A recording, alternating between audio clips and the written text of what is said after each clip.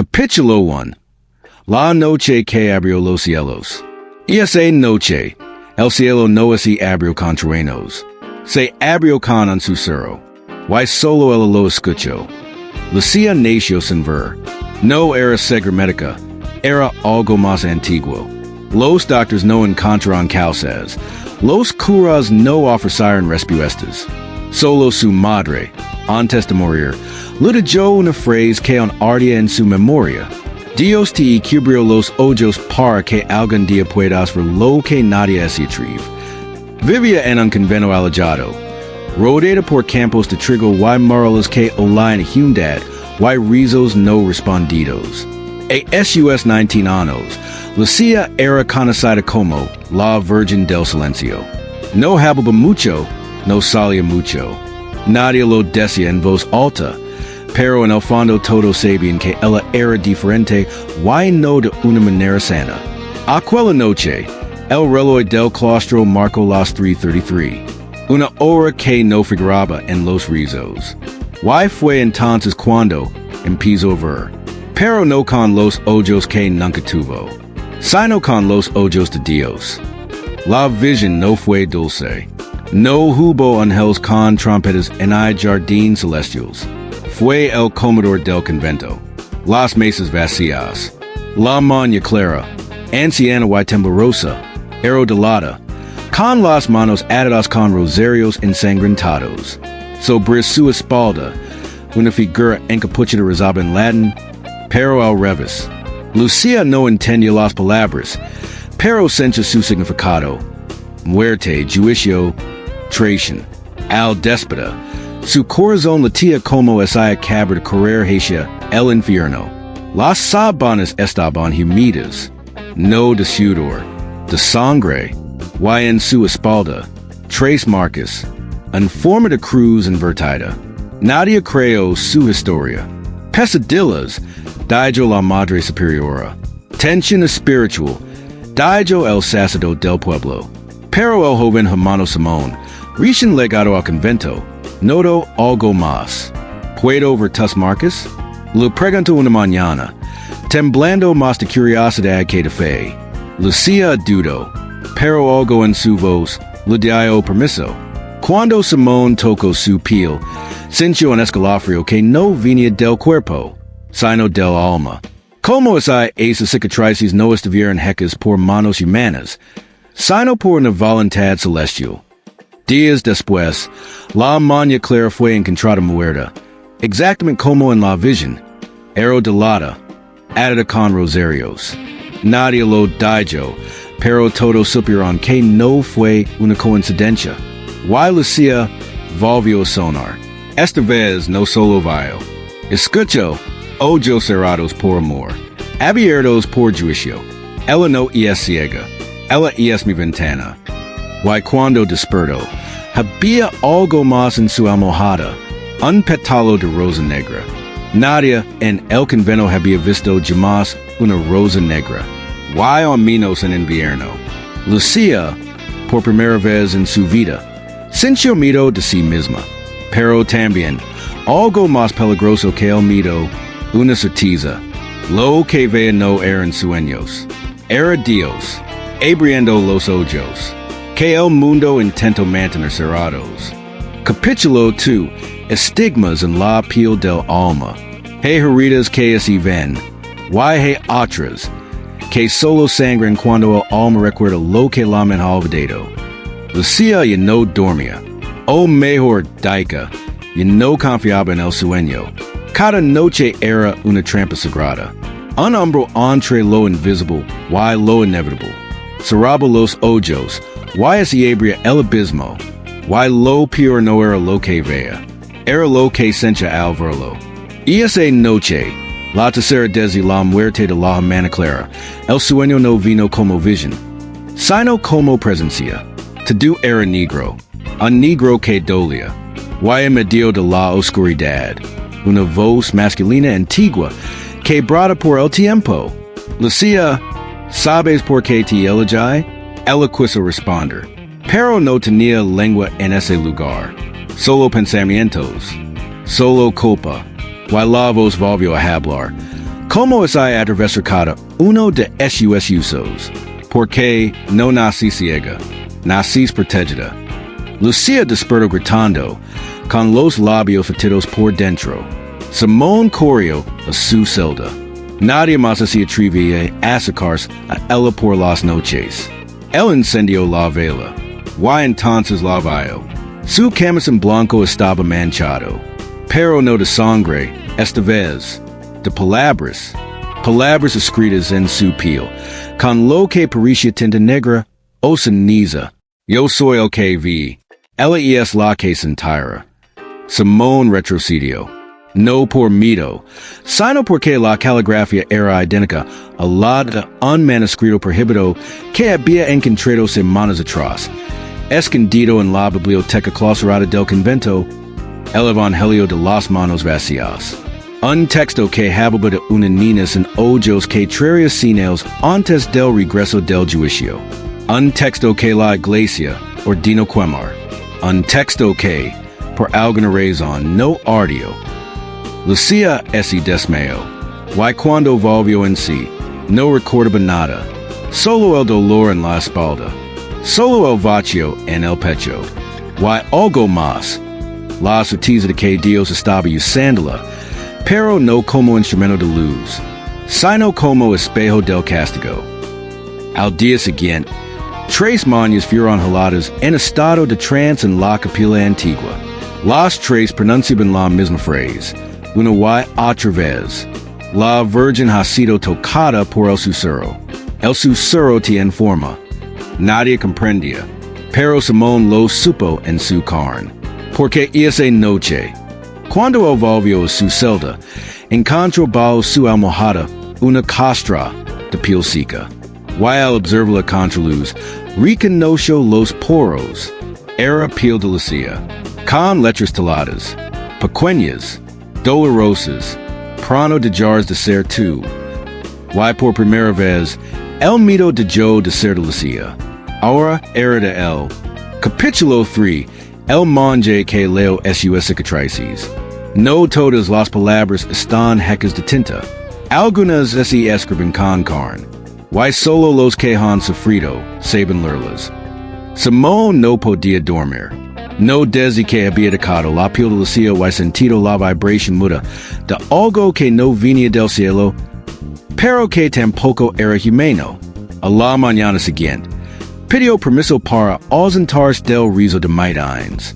En lugar de ello, descendió a los archivos antiguos del convento, donde el polvo tenía siglas, y los libros estaban más vivos que los cuerpos que los habían escrito. Al encontró el texto completo del Evangelio de las manos vacías, oculto dentro de un misal falso, encuadernado con piel humana. Sí, piel, lo supo por el olor, por la textura, por la copa.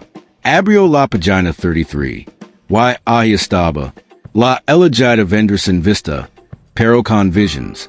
Su carne hablar cuando la Iglesia calle.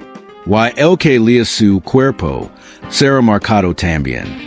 Simón tembló, pero no cerró el libro, porque algo en él, oscuro y sagrado a la vez, quería ser marcado. Mientras tanto, Lucía seguía sangrando sin heridas. Los estigmas aparecían cada madrugada. Una línea cava en la nuca, una espiral cromada en el omoplato izquierdo. Y esa noche, una cruz rota justo sobre el corazón. Ningún médico sabía explicarlo. Ninguna oración lograba detenerlo. La Madre Superior decidió imponer silencio. Castigo divino, murmuró. Exageración histérica, dijeron otros. Pero nadie más volvió a acercarse a Lucía, excepto él. Simón regresó a su celda con el manuscrito, rabado escondido bajo el habito, y en sus manos, un cuaderno. Y esa noche, decidió hacer lo impensable, leer las cicatrices. Como esa fuera en escritura, encendió una vela, pidió permiso a Lucía, y con los dedos temblorosos de fe, tocó cada marca como esa descifra un idioma sagrado. Cada cicatriz formaba letras antiguas. Lenguas que no existian en la tierra, pero que su alma comprendía. Why lo que leo lo hizo carderadilas. Cuando lees esto, y estás condenado, pero también salvado. Porque el cuerpo que sufre y es la pagina donde Dios lora. Lucía lo miró sin mirar, pero sus labios, por primera vez en años, susurran una palabra que no era suya. Simón, ella se estremeció, porque ella nunca había pronunciado su nombre. Why porque su voz no era humana. Desde esa noche, Simón empezó a escribir lo que sus manos laen en su carne. No como diario, no como exorcismo, sino como revelación. Why así nació el segundo Evangelio. No uno hecho de milagros, sino de advertencias. Capítulo 4. El secreto del refectorio 17. Hey puertas que no están hechas para verse con laves, sino con sangre. Durante décadas, nadie hablaba del refectorio 17. Era una sala olvidada, clausurada desde 1938. Cuando una novicia se suicidó durante el ayuno de Semana Santa. Desde entonces, la puerta había sido sellada con clavos de hierro bendecido, y un cartel pavoriano que rezaba. No entres. Aquí ese ayuno hasta el alma. Pero en los últimos días, desde que las visiones de Lucía se intensificaron, se escuchaban ruidos desde el interior, cacharros que caen, susurros entrecortados, el eco de pasos, donde nadie caminaba. La Madre Superiora decía que eran ratas. Pero Simón sabía la diferencia entre roedores y presencias. Y esa noche, mientras todos dormían, Simón llevó a Lucía hasta el pasillo prohibido. Ella no necesitaba ver con los ojos. Era como sus pesadillas la guiaran. Frente a la puerta del refectorio 17, Lucía se detuvo y pronunció una frase que heló el air. Aquí comen los que no tienen hambre. Why ayunaron los que no querían ser pernados. Simón intentó preguntar de dónde venían esas palabras, pero Lucía estaba llorando, no con lágrimas, sino con ceniza. Con una palanca rabada del almacén, forzaron la entrada. Dentro, el polvo no era polvo de hostias. Y el silencio tenía forma. Sobre la larga mesa de madera, intacta después de casi un siglo, había 13 sillas. Solo 12 estaban cubiertas por mantos de lino. La número 13 estaba vacía, con un rosario colgando como soga, un manchado. En la pared del fondo, una pintura antigua, la última cena, pero con un detalle inquietante. Nadie tenía ojos, en siquiera Cristo. Lucía cayó de rodillas. Comenzó a murmurar en latín, aunque jamás lo había estudiado. Simón anotó cada palabra. Era una oración, pero también una confesión. Debajo de la mesa, encontraron una caja de madera con una inscripción talada. Confesiones para oídos que aún no existen. Dentro había 12 páginas. Cada una narraba un ayuno diferente, pero todos terminaban igual. En el día 33, se abrieron los ojos. Y debajo de esas hojas, una carta escrita a mano, formada por una mano desconocida. Si esta caja ha sido abierta, entonces la allegada ha despertado. No permitas que coman de su carne. No permitas que la abatacen, porque su alma no es de esta poca. Y es del día en que Dios cerró los cielos, y eligió mirar desde dentro. Simón sintió un escalofrío que lo atravesó la espalda como una cruz ardiendo. Porque de lo que habían vivido, era solo el prólogo, y lo que venía, no buscaba ser entendido, solo obedecido. Capítulo 5. No todos los ángeles tienen alas. Algunos ángeles no bajan del cielo, salen del polvo, y sangran como nosotros. Desde la noche en que Lucía recitó la lengua de los muertos en el refectorio 17, el convento ya no respiraba igual. El aire tenía peso, las paredes, oídos, y cada mirada, temor, Pero entre los usuros de las manos, un nombre comenzaba a flotar conmigo, el hermano Salvador. Nadie lo había visto en años. Se decía que murió durante el incendio del archivo en 1991. Pero algunos novicios aseguraban haberlo visto de pie entre las sombras, sin habito, sin rostro, sin pies que tocan el suelo. Simón no creía en fantasmas. Hasta que leo el nombre Salvador tatuado en la espalda de Lucía, justo entre los omoplatos. El tatuaje había aparecido esa misma mañana, con letras negras, invertidas. Lucía no sabía quién era, pero al tocar esa zona, sintió calor. Y por primera vez, habló con voz firme. No era un ángel, era un castigo con forma de promesa. Simón buscó en los registros secretos. Encontró una carta sin fecha, escrita a mano, escondida dentro de un salmo viejo. Yo lo six. Caminaba sin tocar el suelo. Su túnica tenía fuego en el borde. Y en lugar de ojos tenía espejos. Mi dijo que no rezara más. Que la pagaria manin cerrado lo que dibi déspota. Debajo de la carta, una fotografía en blanco y negro. Un hombre joven bello camarada vacía. Rodado por niños huérfanos. Uno de ellos era Lucía. Esa noche, Lucía volvió a sonar. En el sueño, un hombre caminaba entre columnas. Sus pies no tocaban el suelo. A cada paso, el mármol se agrietaba. Y él se detenía frente a ella. Lucía, murmuró, con voz de eco, tú no eres ciega. Solo estás viendo demasiado pronto. Ella quiso oír, pero el suelo se abrió bajo sus pies. Y cayó, directo a un lugar donde la luz oraba. Al déspota, tenía marcas de dedos en el cuello. Y sobre su cama, una pluma, pero no era blanca, era gris quebrada. Como esa hubiese quedado del ala un ángel que no podía volar. Simón tomó la pluma, la puso sobre la Biblia, y pregonó en voz baja. ¿Tú estás aquí, Salvador? Las luces parpadearon. La cruz del altar se inclinó. Y Lucía, desde su rincón, rió sin querer. Una risa que no era suya. Capítulo 6. Los pecados del viento. Hey campanas que no llaman a misa. Llaman a la memoria. Y la memoria, cuando duele, grita con voz de viento. El convento tenía muchas puertas, pero solo una campana. Colgada en lo más alto del campanario norte, oxidada, olvidada, nadie la tocaba desde el día del gran silencio. Una noche de tormenta en 1977 donde tres hermanos perdieron la cordura tras escuchar el tanado que no debía sonar. Desde entonces, el badao fue retirado.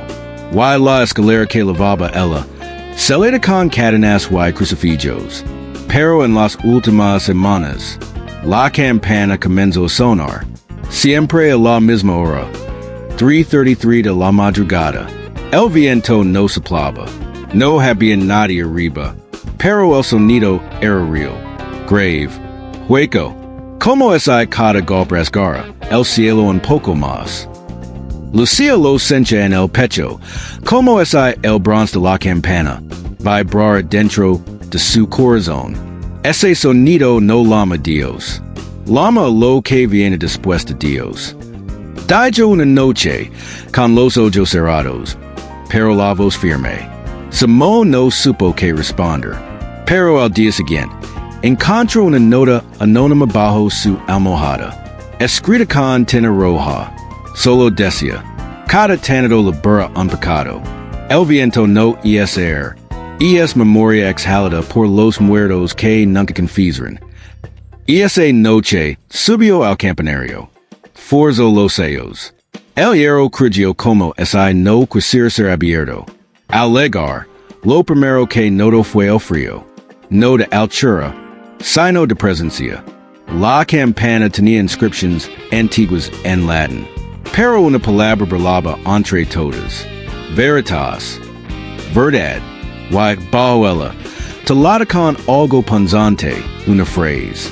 Los que oyen deben confesar. Los que no confiesan serán tanados en su lugar. En ese momento, el viento soplo. Fuerte, antinatural. Y la campana sonó sola.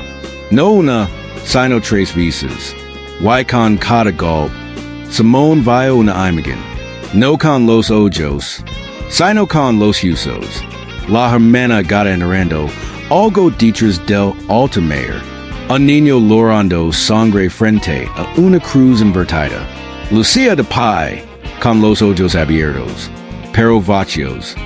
Al regresar su celda, encontró Lucía en trance. Sus labios pronunciaban un idioma que no existía. Sus manos sangraban. Y en el suelo, escrito con gatas rojas, un mensaje, y no hay viento, solo sus cerros con forma. Capítulo 7. La mujer del retrato que Laura. Algunos cuadros no fueron pintados para ser vistos, sino para esperar. En la galería olvidada del convento, donde el polvo reza más que las mañas, colgaba un retrato que nadie maravilla. Una mujer joven, con rostro sereno, piel marfil y mirada baja, sin nombre, sin firma, sin fecha. La leyenda decía que fue una novicia que murió virgen y muda. Pero Lucía, al pasar frente al cuadro y esa mañana, ese detuvo y su cerró. Ella no murió muda. La hicieron calar con aceite bendito. Simón ese gyro impactado. Lucía jamás había entrado a la galería. Y aún así sabía. Y esa misma noche, el retrato cayó solo. Sin viento, sin temblor. Pero al estrellarse contra el suelo, no se rompió el marco. Se quebró la pintura. Y de los ojos de la mujer pintada, brotó agua. No era pintura. No era humedad. Eran lágrimas. Ríos. Tibias. Saladas. Las hermanas gritaron. Dijeron milagro. Pero Simón vio otra cosa. Porque las lágrimas no caen rectas. Sino que debutan una palabra sobre el cristal. Eidam. Al día siguiente, Simón bajó al sótano, donde se guardaban los registros de ingreso de novicias fallecidas. Y la encontró. María de la Cuerda. Ingreso en 1929. Muda de nacimiento. Expulsada del convento por sueños contaminados.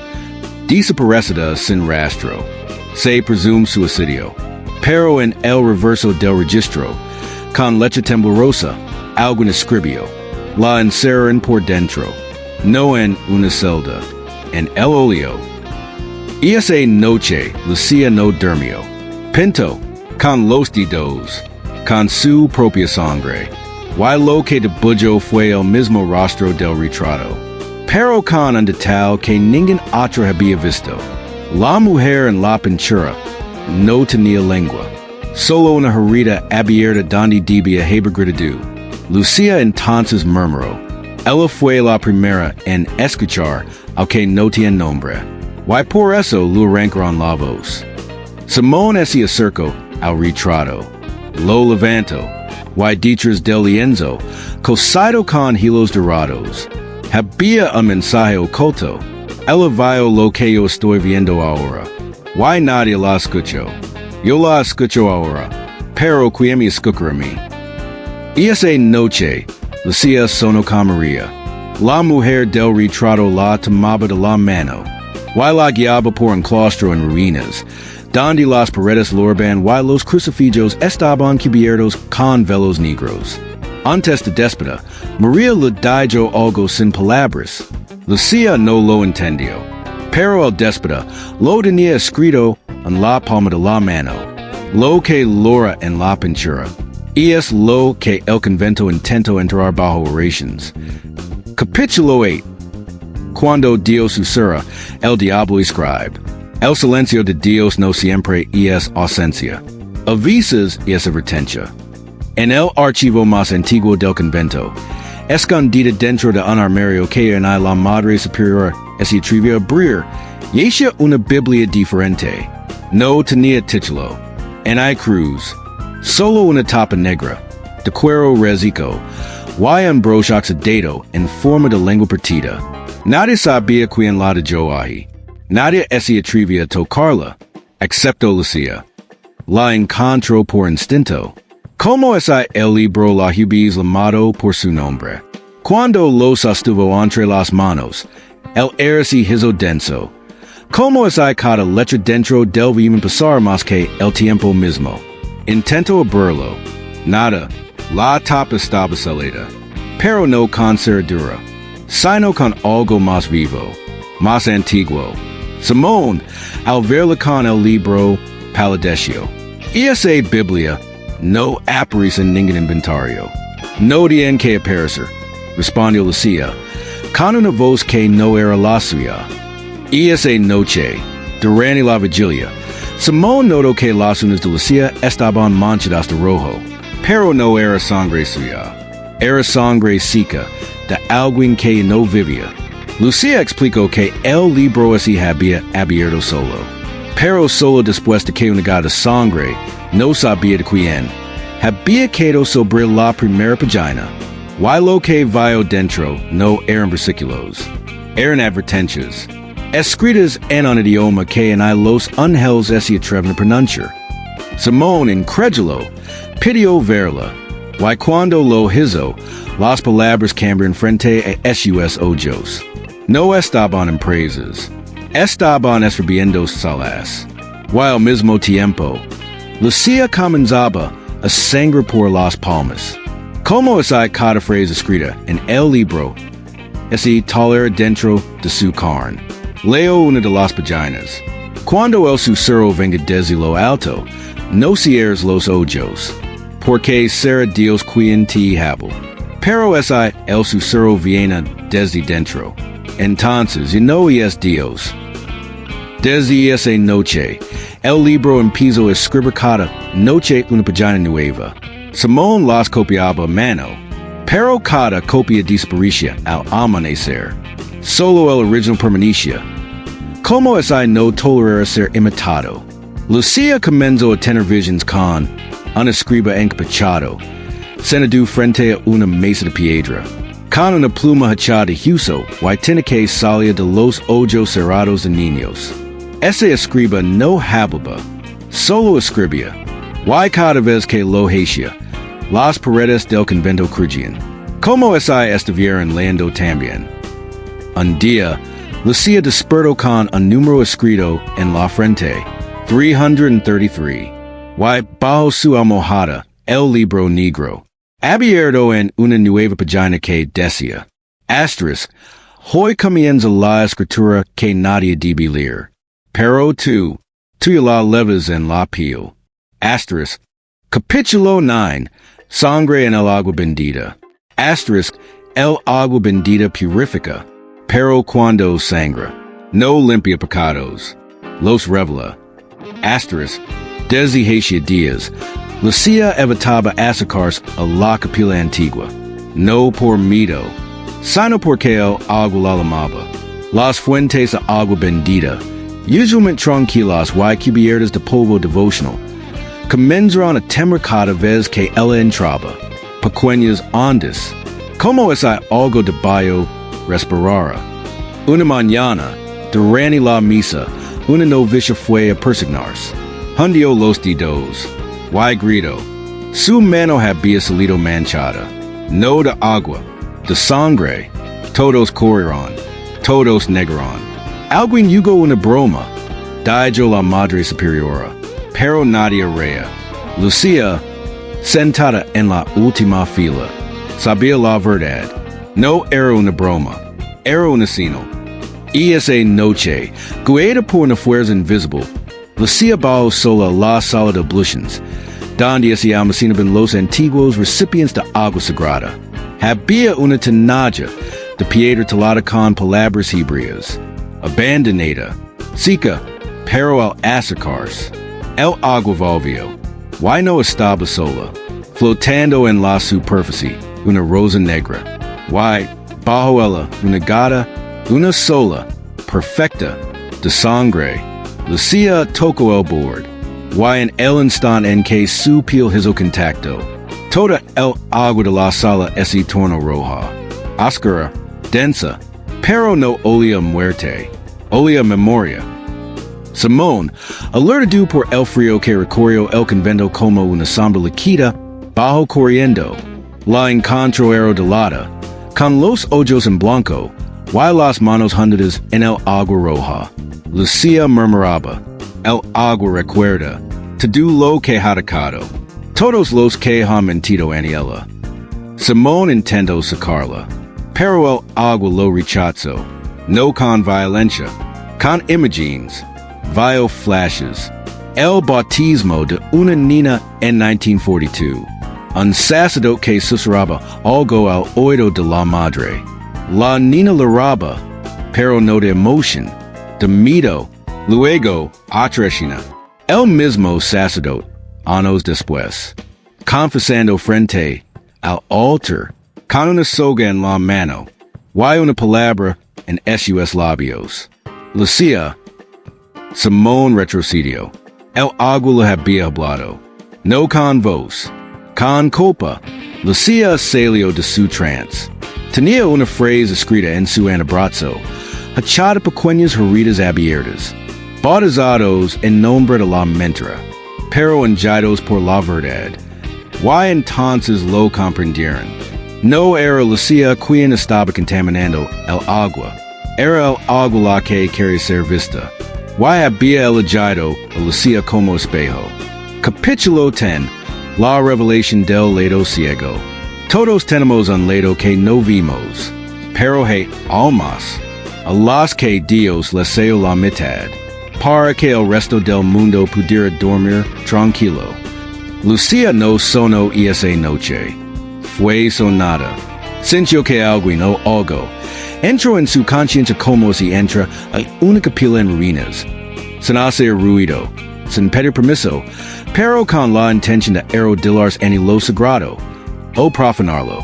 Desde lo más profundo de su pecho, una voz lo habló, no en palabras, sino en memorias que no le pertenecen. Cuando despertó, el convento estaba envuelto en una niebla densa que no venía del clima. Los relojes se habían detenido a las 4:04.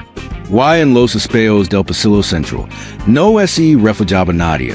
Lucia caminó descalza, guiada por el murmullo de los crucifijos que colgaban torcidos en las paredes.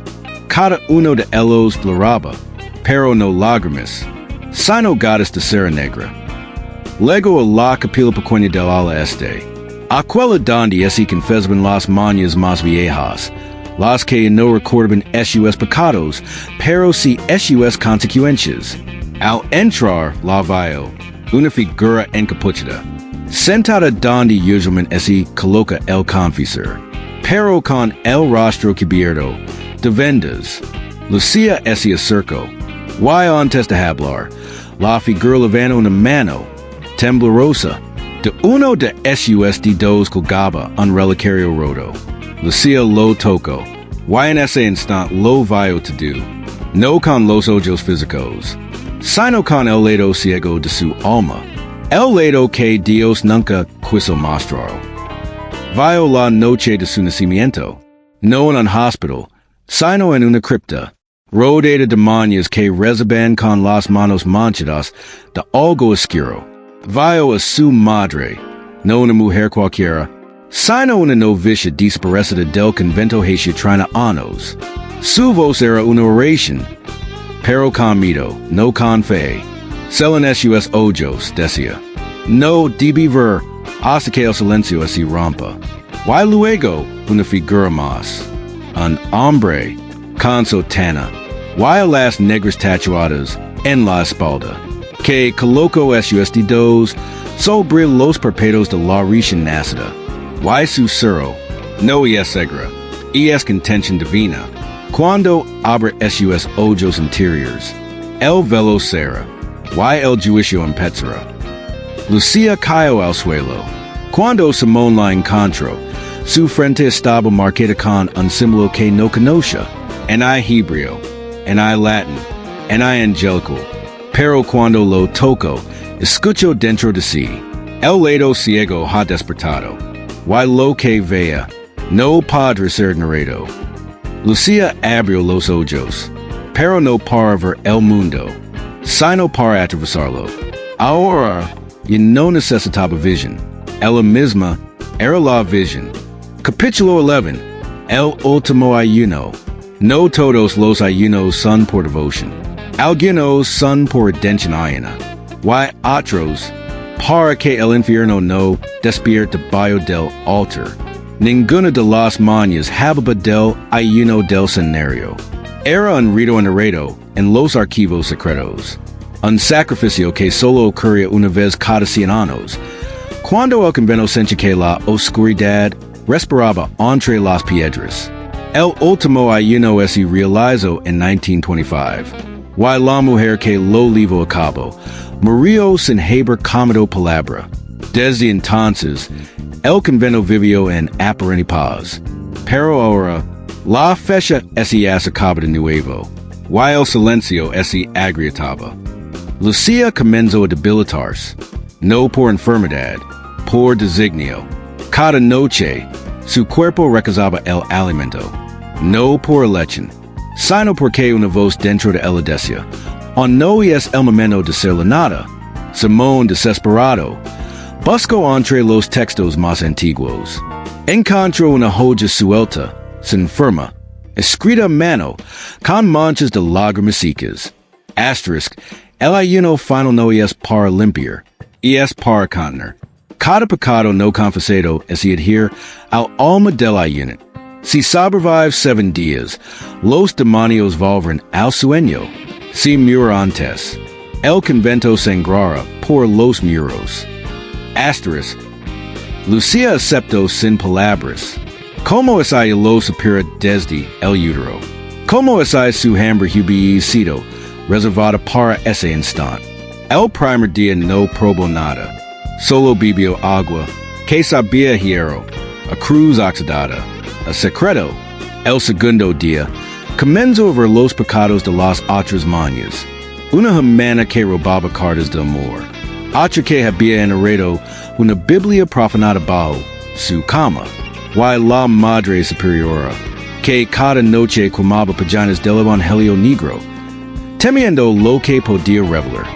El cuarto día, el cuerpo de Lucía temblaba sin control, pero su voz se volvió más clara.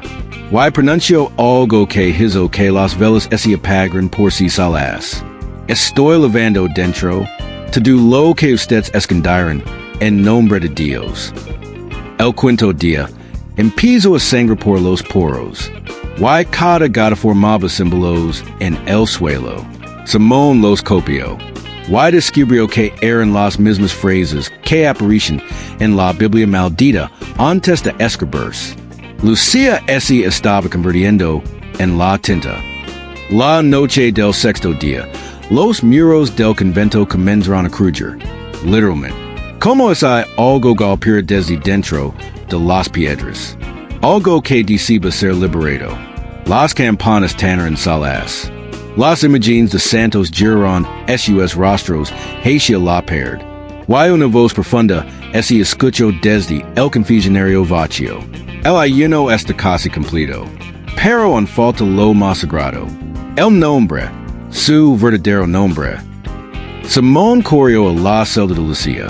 Él estaba de rodillas, envuelta en un sudario blanco manchado de rojo, y en su espalda, escrito con heridas abiertas, apareció María Lucía de la Memoria, última del lineage celudu.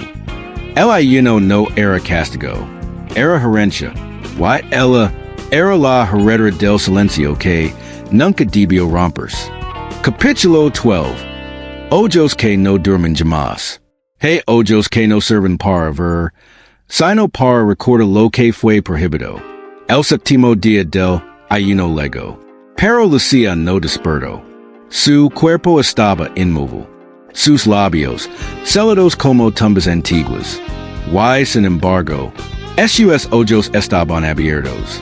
Fijos, transparentes, viendo algo que no pertenecía a este mundo. Simón velaba su leito, sin dormir, con las manos cubiertas por cenizas que caen del techo. El convento estaba desmoronando en silencio, no con gritos visibles, sino con fisuras en la fe. A medianoche, una grita real aparicio detrás del altar mayor, y desde allí emergió en su cerró, no un sonido, una memoria, una voz antigua, femenina, profunda como pozos sin fondo. Dijo, ella no fue traída, fue de vuelta. En los archivos más ocultos, Simón descubrió un documento jamás catalogado, una carta sin destinatario, escrita por el primer abad del convento en 1633. El lineage ha sido sellado con ojos dormidos, para que no ven, para que no hablen, porque esa es una de ellas despierta. El velo será.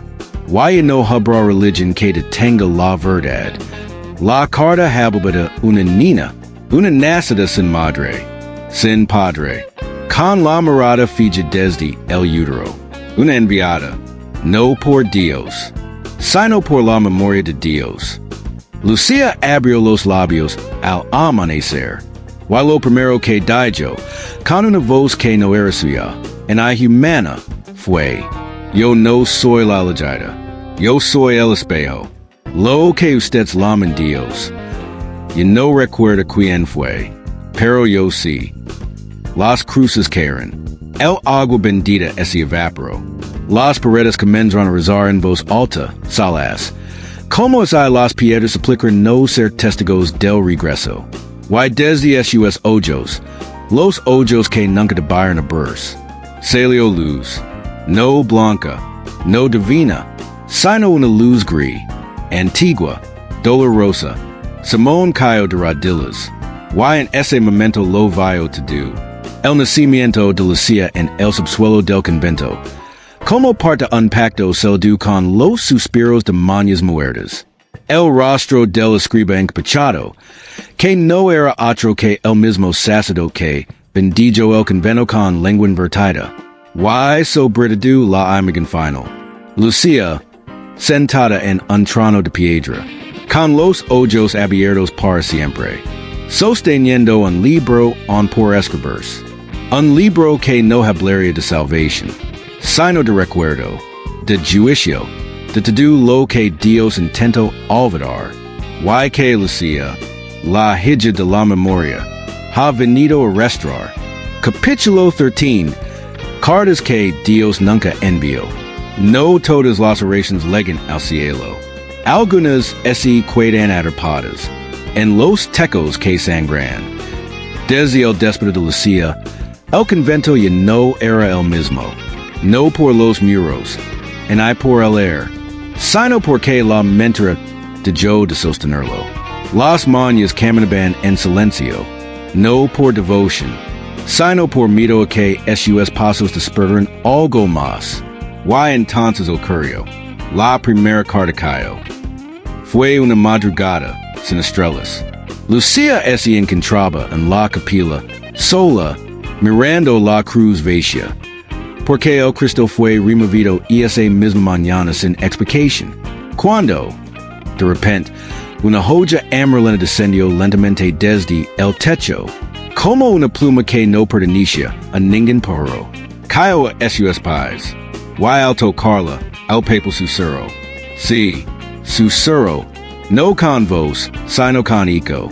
Con el eco de un alma que alguna vez rogó, y jamás fue escuchada. Simón leo junto a ella. ¿A quién encuentra esta carta? Yo fui la madre de la que no debía nacer. No la abort, la escondí. Porque no era una niña. Era la pagina en blanco que Dios se negó a firmar. No era la única. Y esa noche lo vieron cartas. Desde los tecos, desde dentro de las paredes, desde las gritas del altar. Cartas escritas con tinta, con sangre, con lágrimas secas. Algunas humidas, algunas palpitando. Simón y Lucía las recallaron una por una. Cada carta era una confesión no perdonada. Cada letra, unclavo en la tumba de la mente colectiva.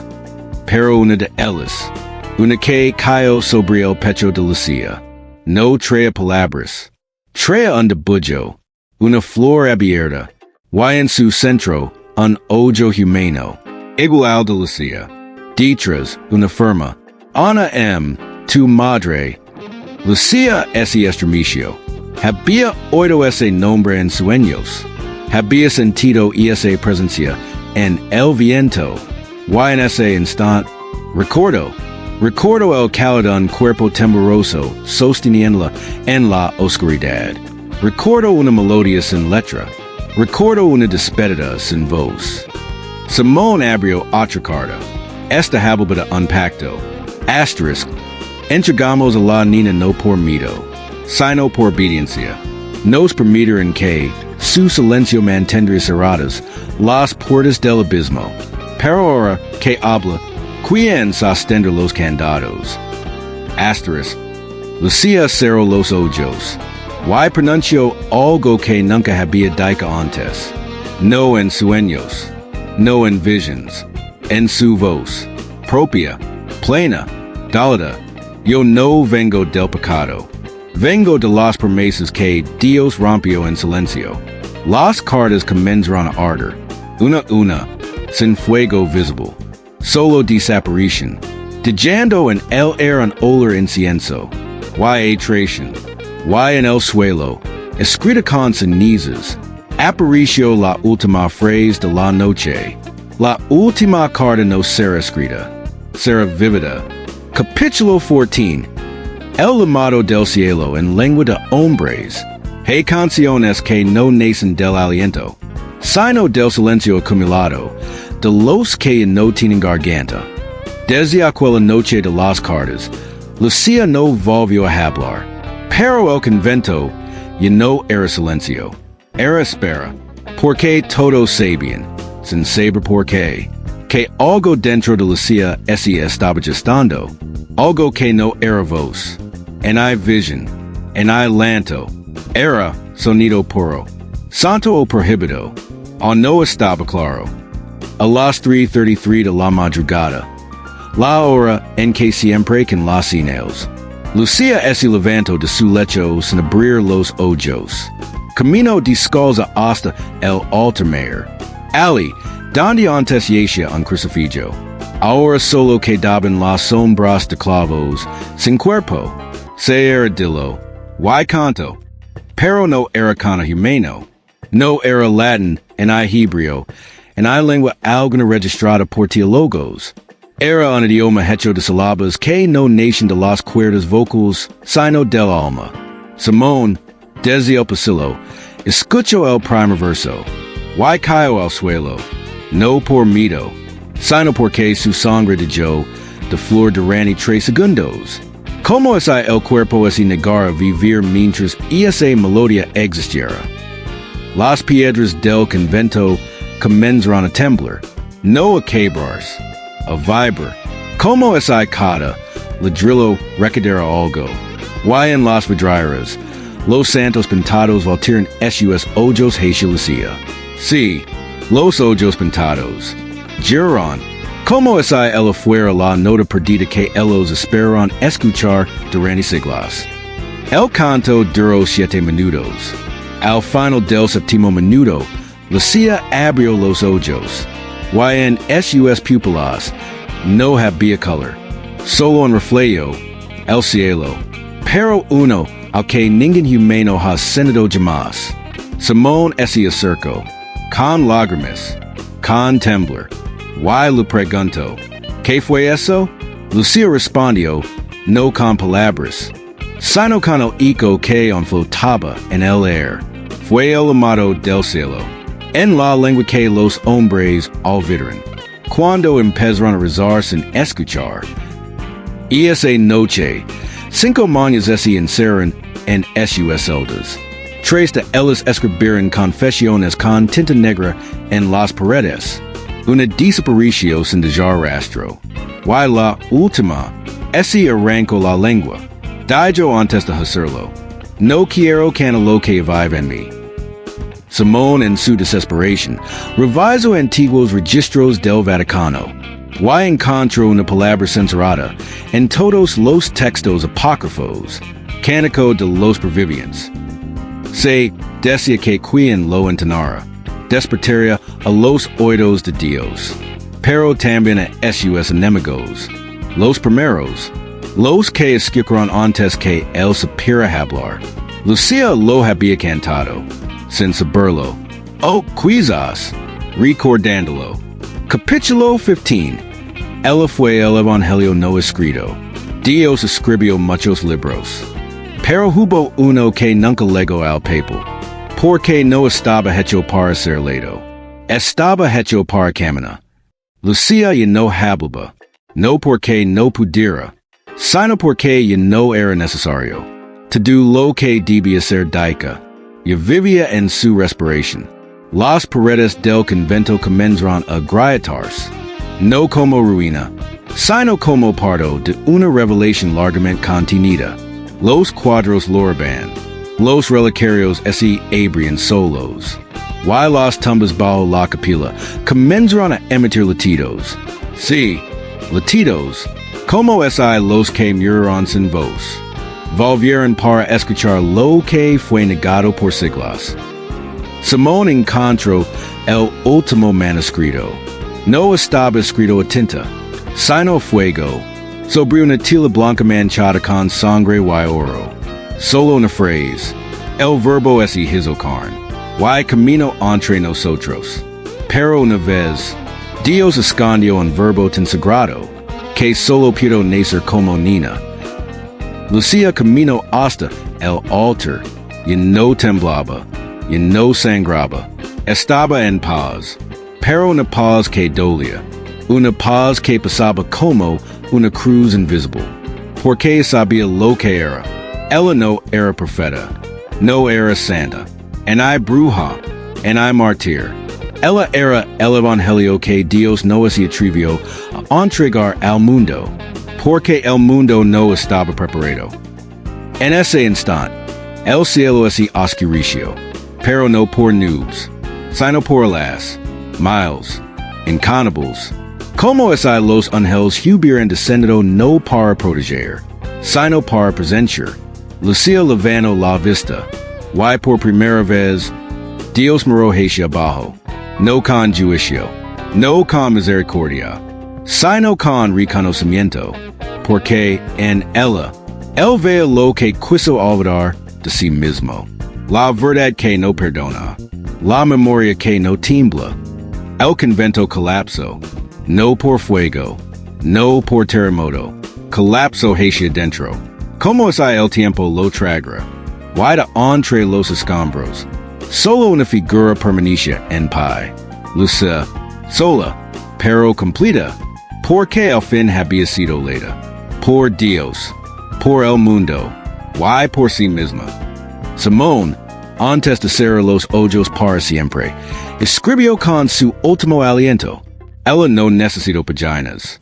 Ella fue la página, no con tinta, sino con verdad viva, la verdad que sangra. Y aún así, y así terminó el último libro no escrito. O quizás, acababa de comenzar. Porque cada vez que alguien cierra los ojos, y vi más allá de la religión, del miedo, de las plegarias vacías, Lucía vuelve a parpadear. Fire epílogo. Los ojos que Dios nunca cerró aún están abiertos. Y sientes que te observan desde dentro. No temas. Y es porque quizás tú también fuiste escrito.